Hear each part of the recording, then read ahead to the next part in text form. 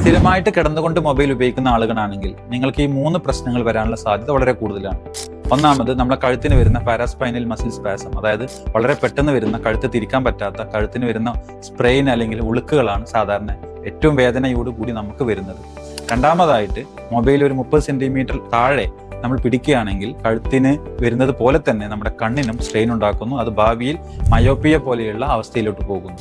ഇനി മൂന്നാമതായിട്ട് നമുക്ക് വരുന്നത് ഏർലി സ്പോണ്ടൈലോസിസ് ആണ്. സ്ഥിരമായി തല താഴ്ത്തിക്കൊണ്ട് മൊബൈൽ ഉപയോഗിക്കുകയാണെങ്കിൽ അത് കഴുത്തിന് വളരെ പെട്ടെന്ന് ഏറ്റവും നേരത്തെ തേയ്മാനം വരാനും അത് ഭാവിയിൽ കഴുത്ത് വേദനയും സ്ഥിരമായിട്ട് കയ്യിലേക്ക് റേഡിയേറ്റിംഗ് പെയിനുള്ള റെഡിക്കുലോപ്പതി എന്നുള്ള അവസ്ഥയിലേക്കും പോകാനുള്ള സാധ്യതയുണ്ട്. അതുകൊണ്ട് തന്നെ കടന്നുകൊണ്ട് മൊബൈൽ ഉപയോഗിക്കുന്ന ആളുകൾ ഈ 3 കാര്യങ്ങൾ വളരെ കൃത്യമായിട്ട് ശ്രദ്ധിക്കണം. അങ്ങനെ ശ്രദ്ധിച്ചു കഴിഞ്ഞാൽ ഈ തേയ്മാനം പോലെയുള്ള അവസ്ഥകൾ വരാനുള്ള സാധ്യത നമുക്ക് പരമാവധി കുറക്കാൻ കഴിയും. ഇനി അങ്ങനെയാണെങ്കിൽ നമ്മൾ ശ്രദ്ധിക്കേണ്ട കുറച്ച് കാര്യങ്ങളാണ് പറയുന്നത്. ഒന്ന്, കൃത്യമായിട്ട് തലയിണ കഴുത്തിന്റെ പുറകിൽ മാത്രം കട്ടി കുറഞ്ഞ തലയിണ വെച്ചുകൊണ്ട് കിടക്കാൻ പരമാവധി ശ്രദ്ധിക്കുക. കിടന്നുകൊണ്ടുള്ള മൊബൈൽ ഉപയോഗം പരമാവധി ഒഴിവാക്കുക. ഇനി മൊബൈൽ ഉപയോഗിക്കുകയാണെങ്കിൽ തന്നെ ഒരു 30 സെന്റിമീറ്റർ ഡിസ്റ്റൻസിൽ നമ്മൾ കണ്ണിന്റെ അതേ ലെവലിൽ മൊബൈൽ ഉപയോഗിക്കാൻ ശ്രദ്ധിക്കുക. അതല്ലെങ്കിൽ മൊബൈൽ സ്റ്റാൻഡുകൾ ഉപയോഗിക്കുക.